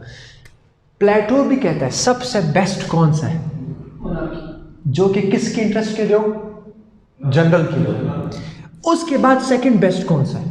क्योंकि इसमें भी जनरल इंटरेस्ट आ रहा है। थर्ड बेस्ट कौन सा है? पॉलिटी या फिर मॉडरेट डेमोक्रेसी। उसके बाद ये आ रहा है वो डेमोक्रेसी जिसमें लोग तो रूल कर रहे हैं मगर जनरल इंटरेस्ट को देख के रूल नहीं कर रहे। अब ये कंफ्यूज मत होना कि लोग अगर रूल करेंगे तो अगर लोग करेंगे तो लोग अपने फायदे को देखेंगे ना, वो आगे आते हैं। अच्छा उसके बाद खत्म गवर्नमेंट कौन सी है? कुछ लोग अपने मुफाद के लिए। सबसे खत्म कौन सा है? टायरनी, जो एक बंदा करे सिर्फ अपने मुफाद के लिए। तो इसमें भी वही किस्सा करना, सबसे अच्छा मोनार्की ये, फिर ये सबसे गंदा ये, वही चीज है। Worst of all states, tyranny is the worst of all, worst of perverted states. यही आइडिया है। Second worst of all states, ठीक है। Best in the perverted states, best in the, गुमराह तो है लेकिन गुमराही के रियासत में सबसे अच्छी हुकूमत किसकी होगी? पॉइंट आ रहा है समझ? फिर उसके बाद पॉलिटी, नॉर्मल स्टेट का मतलब है कि सबके जनरल इंटरेस्ट को सर्व कर रहा है। बहुत से लोग कर तो रहे हैं, जनरल इंटरेस्ट पे कर रहे हैं। बेस्ट नहीं है, सबसे लीस्ट है। सेकंड बेस्ट कौन सा है नॉर्मल स्टेट में? सबसे बेस्ट कौन सा है? मोनार्की। पॉइंट आया समझ के? लेकिन इधर अब एक और भी एक बात करता है कि डेमोक्रेसी में सब लोग हुकूमत तो कर रहे हैं, फिर सब लोग क्यों अपने मफाद के लिए हुकूमत नहीं कर रहे? क्यों जनरल इंटरेस्ट के लिए नहीं कर रहे? हालांकि डेमोक्रेसी तो है भी जनरल इंटरेस्ट। आज ये चीज की जो प्लेटो ने कहा था उसका जो लॉफुल और अनलॉफुल का मतलब था वो रिटन कॉन्स्टिट्यूशन में गया, बस कॉन्स्टिट्यूशन होना चाहिए। जनरल इंटरेस्ट उसमें नहीं तो फर्क ये ना, वो आइडियल है, ये कौन है? प्रैक्टिकल है। वो कहता है कि मैंने कुछ आइन को पढ़ा है, 160 रियासतों की आइन को देखने के बाद मैं ये बात कर रहा हूँ कि कुछ जनरल इंटरेस्ट के लिए होते हैं तो वो कौन है, कुछ जो अपने के लिए वो कौन है? पॉइंट आए समझिए, प्रैक्टिकल बंदा है, देख रहे हैं चीज़ों को। लेकिन एक और चीज़ देखें, एरिस्टोटाइल कहता है सबसे बेस्ट स्टेट कौन सा है? मोनार्की का। अब इसका मतलब ये हुआ rule of one for general interest, लेकिन ये बेस्ट प्रैक्टिकेबल नहीं है। अब एक और तजाद आ रहा है। बेस्ट प्रैक्टिकेबल किसे कहते हैं कि जो प्रैक्टिकल में सबसे अच्छे किस्म से लागू हो। मैं अगर तुम्हारे सामने एक सवाल रख दूं कि एक दफ़ा लेट्स से हमारे पास दो स्टेट्स हैं, एक स्टेट ए है और एक स्टेट बी है। स्टेट ए में मैं रूलिंग कर रहा हूं और मैं मोनार्क हूं, मैं जनरल इंटरेस्ट को देख रहा हूं। स्टेट बी में सब आम और ख़ास अवाम रूल कर रहे हैं, लेकिन वो जनरल इंटरेस्ट को देख रहे हैं। तो दो मोनार्क, इसलिए अगर लफ्ज़ मोनार्क कह रहा हूँ तो मतलब वो देख रहा है, ठीक है। मतलब मैं भी स्टेट की उसको देख रहा हूँ, जनरल इंटरेस्ट को। बात जो दूसरा स्टेट है तो आम आवाम का क्या नाम है रूलिंग, वो भी किसको देख रहे हैं। लेकिन बताओ किसका चांस ज़्यादा है कि वो स्लिप हो जाए, वो परवर्ट हो जाए? मोनार्क का। क्योंकि चांस मेरा क्यों ज़्यादा है कि मैं टायरेंट बन जाऊँ, क्योंकि मैं एक हूँ। जैसे मैंने एक दफ़ा मिसाल दी थी कि अगर एक बंदा गलत काम करे, प्लेटो में मैंने ये एग्जाम्पल दी, तो वो तो कर सकता है। लेकिन डेमोक्रेसी में अगर दो लोग गलत करें तो बाकी चार उसको क्या कर देंगे, रोक लेंगे। तो बताओ एरिस्टोटल कहते हैं हाँ ये अच्छी बात है कि मोनार्क हो और वो किस इंटरेस्ट को देखे, लेकिन ये बेस्ट प्रैक्टिकेबल नहीं, क्योंकि मोनार्क कभी भी किस में कन्वर्ट हो सकता है, लेकिन पॉलिटी परवर्टेड नहीं हो सकती।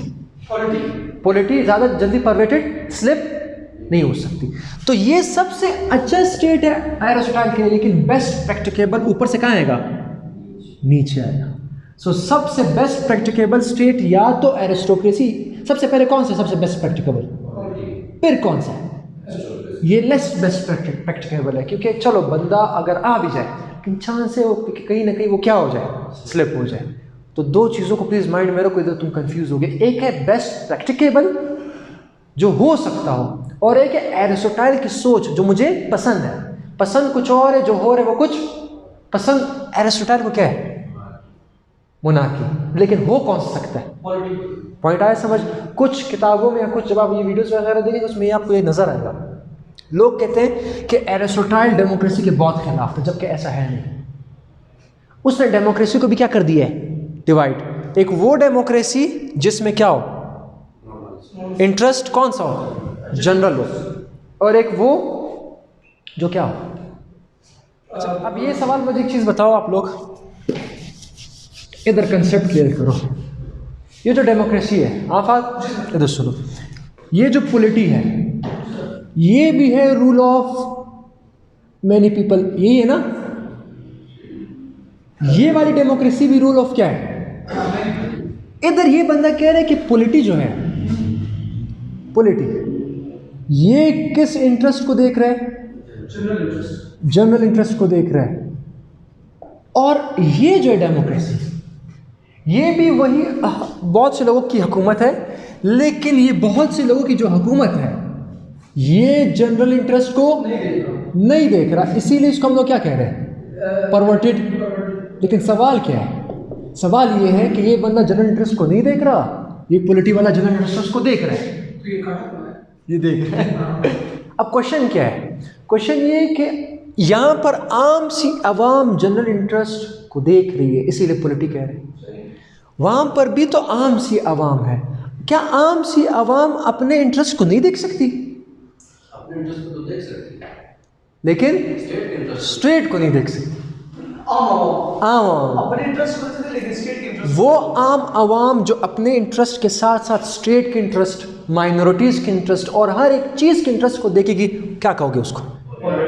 लेकिन उधर आम आवाम जाहिल है, देखो उसे सिर्फ पता है कि मेरे इंटरेस्ट क्या है, क्योंकि हम रूल कर रहे हैं ना, मेरे इंटरेस्ट क्या है, लेकिन रियासत के क्या इंटरेस्ट है वो नहीं जानते, है कि नहीं। पॉइंट आया समझ। या वो माइनॉरिटीज़ के इंटरेस्ट को नहीं जानते, ठीक है, आम से आवाम। अच्छा क्यों नहीं जानते, क्योंकि उनको पता नहीं कि क्या चीज़ सही क्या चीज़ गलत है। इसीलिए एरिस्टोटल डेमोक्रेसी से बहुत नफरत करता है, क्योंकि ये कहता है कि डेमोक्रेसी के अंदर हर एक बराबर नहीं है, कोई नॉलेजेबल है, कोई नॉलेजेबल नहीं है। जब वो नॉलेजेबल नहीं होगा तो वो अपने इंटरेस्ट को देखेगा, स्टेट के इंटरेस्ट को नहीं देखेगा। आज हम अगर आम आवाम की बात कर लें, आम आवाम बहुत सी चीज़ों पे कहेगी कि यार ये काम तो होना चाहिए। जैसे कि कश्मीर में मसला चल रहा है, कश्मीर पे वॉर क्यों नहीं करते ये लोग, रेफरेंडम करा लो। अक्सर लोग कहेंगे कि वहाँ पर क्या देना चाहिए, जंग होनी चाहिए, क्योंकि आम से आवाम को नहीं पता कि इसमें किसका ख़तरा है, स्टेट का ख़तरा है। रिसाइकल हो कि ये चीज़ें वापस तबाह होंगी नहीं होंगी, कि आम आवाम को नॉलेज नहीं है। तो पॉइंट आया, समझ है तो सबसे अच्छा ये, लेकिन बेस्ट प्रैक्टिकेबल कौन सा है। अब इसी चीज़ को माइंड में रख लो। एरिस्टोटल डेमोक्रेसी को दो तरह डिवाइड करता है। एरिस्टोटल की नज़र में दो तरह की डेमोक्रेसी है।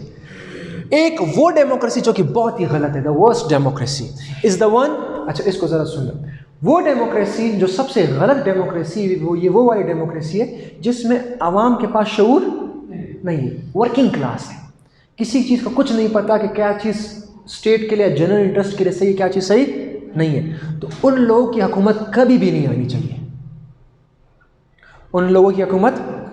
इवन दो एरिस्टोटल की कोटेशन भी है बहुत इंपॉर्टेंट कि डेमोक्रेसी की सिंपल डेफिनेशन क्या है। अच्छा, प्लोरिटेरियन क्लास वर्किंग क्लास को कहते हैं, ठीक है। तो इस जुमले को भी ज़रा पढ़ते हैं, एक कोटेशन ज़रा सुन लो कि according to Aristotle democracy is the ruling of poor people against the rich. अब जो पुअर है उसको कुछ नहीं पता क्या चीज़ सही है क्या चीज़ गलत है, वो सिर्फ अपने इंटरेस्ट को देख रहा है, बाकी जनरल इंटरेस्ट को नहीं देख रहा। और एक जुमला ये भी पढ़ लो कि this type of democracy lodges power in the hand of proletarian class, यानी बिल्कुल कम्युनिज्म के ऊपर क्या है, अटैक, डायरेक्ट अटैक है। तो एरिस्टोटल ने कैसे डिफाइन किया कि this type of democracy lodges power in the hand of proletarian class, आम वर्किंग क्लास के ऊपर हुकूमत होगी, वो use that power in an unrestrained manner, और वो प्लोरिटेरियन क्लास उस पावर को अनरिस्ट्रेन्ड मैनर में इस्तेमाल करेंगे, जैसे चाहे वो इस्तेमाल करते हैं अपने मर्जी के तहत, ठीक है, to benefit themselves at the expense of intelligent moderate citizens. सारे गरीब आवाम आज हुकूमत पे आ जाए, नेशनल असेंबली गरीबों को दे दो तो वो क्या से क्या कर लेंगे। पॉइंट आ रहा है समझ, ठीक है। So that is why Aristotle said कि such a democracy in which the general interest is not has been served is the ruling of poor class against the rich class. अच्छा, एक और चीज़ कहता है, ये वाली डेमोक्रेसी जिसमें पुअर के हाथ हुकूमत हो, वो लोग जो जनरल इंटरेस्ट को नहीं सीखते, वो ख़तरनाक इसलिए भी है क्योंकि वो जल्दी से धोखे में आ जाते हैं। उनको एक बात कहो कि यार अगर ऐसा, तो एकदम से वो क्या कर लेंगे, मान लेंगे। जैसे कि अक्सर पॉलिटिक्स के अंदर है, जितने भी आपका सिंध के अंदर ये पॉइंट है। अच्छा, एक और चीज़ इसमें ये भी समझ लो, पाकिस्तान के कुछ वक्तों में मिलिट्री एराज में भी ये पॉइंट था कि people of Pakistan are not ready for the democracy, कि पाकिस्तान के अवाम जाहिल है, इसीलिए कुछ फौजियों ने जमहूरियत को अलाओ और ख़ुद ही दावा बोला सीटों के ऊपर। सबसे मशहूर अयूब खान ने क्यों सीट के ऊपर दावा बोला, क्योंकि वो कह रहा था कि जो आपका डेमोक्रेटिक क्लास है, जो आम आवाम है, ये जाहिल है, इसको नहीं ये पता कि मुल्क कैसे चलता है या चलाते हैं, ठीक है। इसी वजह से जितने भी मार्शल लॉज लगे या टायरेंट्स हैं, वो इसी वजह से है।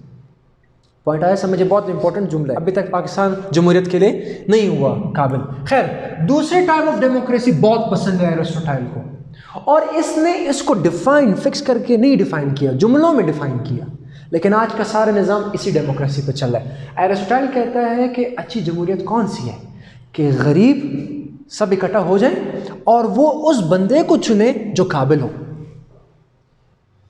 सारे आम आवाम इकट्ठा हो जाए और वो उस बंदे को चुने जो कि क्या हो, काबिल हो, और वही बंदा पॉलिटिकल ऑफिस चलाए। तो अगर एक काबिल बंदा पॉलिटिकल ऑफिस चला रहा है तो ये इक्वालिटी या इक्विटी है, और एरिस्टोटल को क्या पसंद है इस तरह की चीज़ों में, इक्विटी पसंद। तो कहता है चलो आम से आवाम गरीब लोगों ने एक रिप्रेजेंटेटिव, इंटेलिजेंट रिप्रेजेंटेटिव या एक बंदे को सेलेक्ट कर लिया कि वो हुकूमत चलाए। तो आम से आवाम उस वक्त तक उसके ऊपर काम ना रखे जब तक इनके इंटरेस्ट सर्व हो रहे हो। जिस दिन आम से लोगों की इंटरेस्ट सर्विंग ख़त्म हो जाए, फिर आम से लोग उसके खिलाफ क्या कर दें, रेवोल्यूशन कर दें। पॉइंट आया समझ। तो ये बताओ, ये कौन सी डेमोक्रेसी जिसमें आम से आवाम लोगों को सेलेक्ट करके लेके आते हैं, रिप्रेजेंटेटिव डेमोक्रेसी। और एथेंस के अंदर कौन सी डेमोक्रेसी थी, डायरेक्ट थी, इसलिए इसको डायरेक्ट से क्या है, नफरत है। इसको कौन सी पसंद है, कि आम से आम काबिल लोग को सेलेक्ट कर दें और वो हुकूमत चलाए। उस वक्त की सोच चल रही है अभी। पाकिस्तान में कौन सी डेमोक्रेसी है, यूएसए में कौन सी, सब जगह रिप्रेजेंटेटिव डेमोक्रेसी, सिवाय एक दो स्विट्ज़रलैंड के अंदर पता नहीं कहते वो वहाँ पर डायरेक्ट वो करते हैं, ठीक है। खैर एनीवेज, ये पॉइंट क्लियर हो कि नहीं हुआ? तो the best practicable democracy is that when the working class और unqualified class elect those administrators who can hold a public office, air although ultimate power resides with the people. अब भी ultimate power आवाम से है, लेकिन they will not use it unless malpractice on the part of the administrator makes such action necessary। जब तक वो अपने काम करे, काम करने दो। हाँ, अगर वो बहुत ही गलत काम करने पे आए जो बिल्कुल नेचर के, तो हमारे ट्रेडिशन कल्चर के ख़िलाफ़ हो, तो आम आवाम को उसके ख़िलाफ़ फिर बगावत करनी है, तब इजाज़त है। तो एरिस्टोटल डेमोक्रेसी की तरफ टिल्ट कर रहे नहीं कर रहा? कर रहा है, लेकिन कौन सी डेमोक्रेसी? रिप्रेजेंटेटिव। अच्छा, अक्सर जगह में तुम्हें मिलेगा कि वो डेमोक्रेसी के खिलाफ बहुत बोल रहा था, या इसका ये मतलब नहीं कि उसको उससे नफरत है। उसका मतलब ये है कि वो डेमोक्रेसी जो इक्वालिटी पे बेस्ड हो वो ख़तरनाक है, और जो इक्विटी पे बेस्ड हो वो सही। अच्छा, अब बस आखिरी चीज़ें आ गई आइडियल स्टेट में कुछ पॉइंट्स। अब एरिस्टोटल का अपना आइडियल स्टेट। आइडियल का मतलब क्या है? सबसे पहले वहाँ पर जस्टिस होना चाहिए, पढ़ लिया। जस्टिस एरिस्टोटल की नज़र में क्या है? डिस्ट्रीब्यूटिव एंड जस्टिस वो होते हैं जिसके अंदर गुड कॉन्स्टिट्यूशंस होते हैं, और गुड कॉन्स्टिट्यूशन कौन से? जिसमें जनरल इंटरेस्ट को सर्व किया जाए। तो पहले आइडियल स्टेट में क्या होना चाहिए? जस्टिस, यानी गुड कॉन्स्टिट्यूशंस, ठीक है, ये चीज़ हो गई। दूसरी चीज़ क्या है कि एक और चीज़ यहाँ पर एरिस्टोटल कुछ एब्स्ट्रैक्ट होता है। कहते हैं इंसान से जुड़ी 3 अच्छी चीज़ें होती हैं। एक होती है एक्सटर्नल गुड्स, एक होती है बॉडीली गुड्स, और एक होती है सोल गुड्स। एक्सटर्नल गुड्स का मतलब होता है मटेरियल पोजेशंस, ठीक है, मटेरियल पोजेशन। अब एक्सटर्नल गुड्स मेरे लिए क्या होंगे?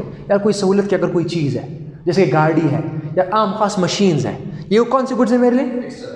दूसरे गुड्स मेरे किसके हैं? बॉडीली गुड्स के लिए। बॉडीली का मतलब क्या कि मैं अच्छा खुराक खा रहा हूँ, बॉडी स्टेबल है नहीं स्टेबल। तीसरा गुड मेरा कौन सा है? सोल गुड का मतलब क्या कि मेरे अंदर मोरालिटी है कि नहीं है, क्या मैं एक रीजनेबल पर्सन हूँ क्या नहीं हूँ। तो कहता है किसी भी इंसान के लिए ये तीनों चाहिए। गोल्डन मीन थ्योरी क्या है? हर चीज़ को किस तरह लेके चलो? बैलेंस पे लेके चलो। इंसान को एक्सटर्नल गुड भी चाहिए, बॉडीली गुड भी चाहिए, और सोल गुड भी चाहिए, और ये तीनों चीज़ें क्या होनी चाहिए? बैलेंस पे। लेकिन आइडियल स्टेट एरिस्टोटल कहते हैं मेरे लिए वो है जो सबसे पहला काम सोल पे स्टार्ट करे। सबसे पहले स्टेट का काम क्या है कि इंसान को क्या सिखाओ? Morality, what is just, what is unjust. उसके बाद किस गुड की तरफ आओ? बॉडी, और कौन से गुड की तरफ पर जाओ? एक्सटर्नल। क्योंकि सबसे ज़रूरी होता ही मोरालिटी है। अगर किसी रियासत ने अपने आवाम के अंदर मोरालिटी ही नहीं सिखाई तो बाकी 2 गुड्स का कोई फ़ायदा। हर वक्त वो स्टेट के पास एक ख़तरा होगा कि मैं क्या हो जाऊँ? डिज़ोल्व हो जाऊँ। जब एक बंदा मोरल होगा, अब देखो हम लोग मोरल है, हमें पता है कि यार स्टेट की कितनी बड़ी ज़रूरत है, क्या हम लोग स्टेट के ख़िलाफ़ काम कर सकते कुछ? उस वक्त नहीं उठा सकते स्टेट के ख़िलाफ़ कदम जब तक हमें समझ है। दूसरा तीसरा बंदा वो कहेगा मुझे स्टेट चाहिए नहीं है, क्योंकि वो मोरल नहीं है, उसे नहीं पता कि स्टेट के कितने फ़वायदे कितने नहीं है। या इसी तरीके से तो मैं स्टेट की एग्जांपल दे रहा हूँ, और भी बहुत सी एग्जांपल्स हो सकती हैं इससे जुड़ी हुई, ठीक है। So ideal state, best practicable state का पहला काम क्या है? सोल की मोरालिटी सिखाओ। नहीं, अब ये मेन एरिस्टोक्रेसी और ज़्यादा टिल्ट किसकी तरफ है? मॉडरेट डेमोक्रेसी की तरफ। हाँ, क्योंकि हमने कहा ये उसकी बात कर रहे हैं, क्योंकि ये तो उधर हमें मौजूद मिल सकता है, ठीक है। लेकिन देखो अब भी चांस है, क्योंकि ये जो मोनार्की है ये क्यों इसने हमने क्लासिफिकेशन में शामिल की? क्योंकि ग्रीक सिटी स्टेट्स में मोनार्की भी थी, और मोनार्की का मतलब क्या कि it is serving the general interest, ठीक है। लेकिन इसका टिल्ट बेस्ट प्रैक्टिकेबल कौन सा होगा? पॉलिटी। नेक्स्ट, ठीक है। अच्छा, ये इंपॉर्टेंट चीज़ है, कहते हैं स्टेट का साइज बड़ा ऑप्टिमम होना चाहिए, स्मॉल होना चाहिए, ना ज़्यादा बड़ा होना चाहिए लेट्स से, ना ज़्यादा छोटा। उस टाइम ग्रीक सिटी स्टेट्स की पॉपुलेशन कितनी हुआ करती थी? ये उसी को बेस्ट पॉपुलेशन समझता है। क्यों? 10,000 पॉपुलेशन होनी चाहिए एक आइडियल या बेस्ट प्रैक्टिकेबल स्टेट की, क्योंकि जब पॉपुलेशन कम होगी, 10,000 तक होगी, तब आप कानून को इजीली एग्जीक्यूट करा सकते हो। जिस कौम के अंदर या जिस मुल्क रियासत के अंदर आवाम की तादाद बहुत क्या हो जाए, वहाँ पर कानून नाफिज करना आसान। और ये वो वक्त है जिस टाइम पे ना मोबाइल फ़ोन्स है, ना न्यूज़पेपर है, ना मास कम्युनिकेशन है। तो आजकल के दौर में रियासतों की पॉपुलेशन कितनी होती है? क्या 10,000 होती है? एक डिस्ट्रिक्ट की पॉपुलेशन 10,000 नहीं है, एक टाउन की नहीं है।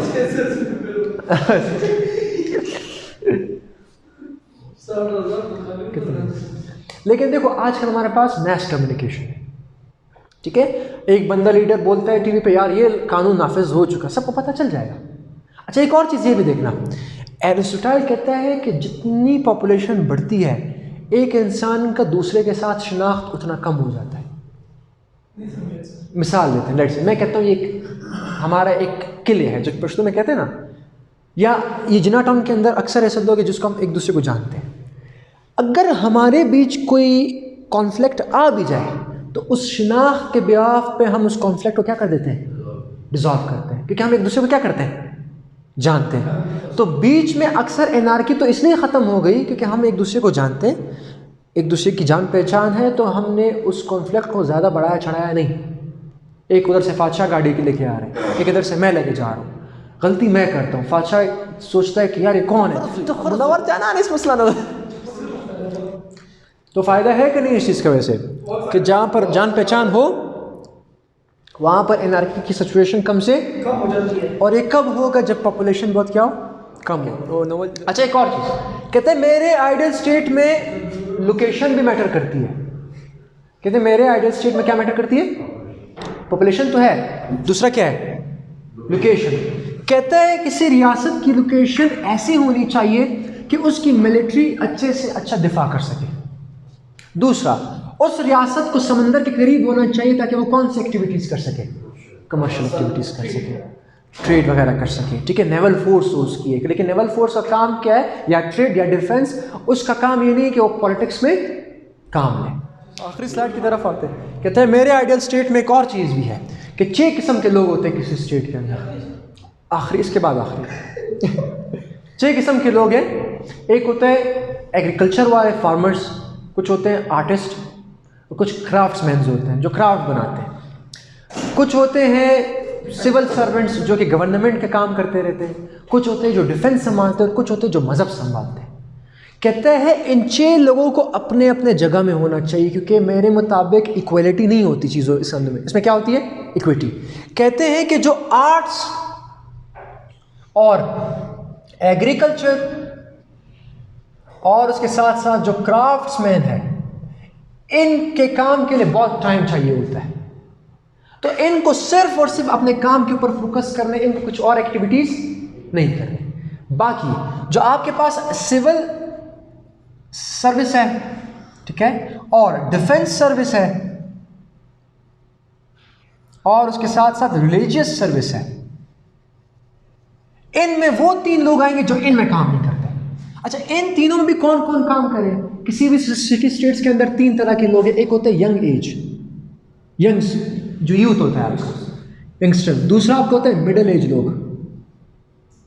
तीसरा आपके क्या होते हैं, ओल्ड एज लोग जो होते हैं, बूढ़े जो होते हैं। तो वंस अगेन एरिस्टोटल कहता है कि इक्विटी पे चीज़ों को लेके जाओ, डिफेंस पे नौजवानों को रखो, मिडिल क्लास वाले लोगों को किस में रखो, सिविल सर्विस में जिसमें वो हुकूमत चला रहे हो, और जो बहुत बूढ़े लोग हैं उनको क्या दो, रिलीजियस ड्यूटीज़ दो, मज़हब की ड्यूटीज़ दो। वापस से इंपॉर्टेंट पॉइंट, क्या प्लेटो ने रिलीजन ट्रेडिशन को कंसिडर किया था? नहीं। किसने किया? कि बहुत बड़ा फैक्टर है आज के ज़माने में, इस मुल्क में तो सबसे बड़ा फैक्टर ही कौन सा है, रिलीजियस है। तो आपने इक्वली सबको डिवाइड करना होगा। ये 3 जो काम करेंगे वो इसमें नहीं करेंगे, और इसमें मिडिल एज, यंग, और इसमें कौन से, ओल्ड एज आएंगे। क्लियर है? अंदर आखिरी चीज़ है प्लेटो एरिस्टोटल, एजुकेशन। एरिस्टोटल कहते हैं आइडियल स्टेट में एजुकेशन सबसे ज़रूरी चीज़ है, क्योंकि यही वो चीज़ है जो कि इंसान के अंदर कौन क्या पैदा करती है, मोरालिटी पैदा करती है। कहते हैं 3 चीज़ें इंसान के साथ, नेचुरल एंडोमेंट, प्रॉपर हैबिट्स और रैशनल प्रिंसिपल। कहता है स्टेट के हाथों में ये 2 है कि वो इंसान के अंदर ये चेंज कर सके, लेकिन स्टेट नेचुरल एंडोमेंट को चेंज नहीं कर सकता। जब एक बच्चा अगर माजूर पैदा हो तो क्या स्टेट चेंज कर सकता है उसको? उस ज़माने की बात हो रही है। एक बच्चा अगर पैदा होते ही कमज़ोर हो, माजूर हो, कोई उसके अंदर कोई डिफेक्ट्स हो, तो उस चीज़ को स्टेट चेंज। लेकिन अगर एक बच्चा सही है तो स्टेट उसके अंदर ये 2 चीज़ें ज़रूर पैदा कर सकती है। प्रॉपर हैबिट्स का मतलब ये कि उसको ऐसे आदतें और ऐसी चीज़ें सिखाएं जिसकी वजह से उसका कौन सा प्रिंसिपल बने, रैशनल प्रिंसिपल बने। और ये कब पॉसिबल है? एजुकेशन प्लेटो कहते हैं कि बच्चा जब पैदा हो तो कुछ ही अरसे बाद स्टेट के ऊपर फ़र्ज़ है कि उसकी एजुकेशन वो एजुकेशन करवाए। लाजमी है कि हर बच्चे के पास स्टेट की जिम्मेदारी ख़ुद स्टेट की है कि हर बच्चे को वो एजुकेशन करवाए, उसको बेसिक चीज़ें सिखाए और उसकी मोरालिटी, उसकी जो ग्रोथ है वो कराता जाए। ये बहुत ज़रूरी चीज़ है। इसमें फिर एल्स्ट्रा के 3 डिवीज़न है। कहते हैं सोल के कुछ 4 पता नहीं कितने पार्ट्स है। एक पार्ट होता है रीजनिंग पार्ट। कौन सा पार्ट? एक पार्ट होता है ओबेइंग पार्ट। ओबेइंग पार्ट का मतलब क्या कि जो किसी की बातें सुन के उसके ऊपर अमल करे। तीसरा पार्ट है एक्शन पार्ट। बात रीजनिंग से ओबे करके उस पर वो क्या लेता है? एक्शन। और इसके बाद आखिरी पार्ट होता है कि पीस पार्ट, जिसमें वो कुछ भी नहीं कर रहा। कहते हैं एजुकेशन को ऐसे लेके आना है जिसमें ये चारों पार्ट बैलेंस में हो।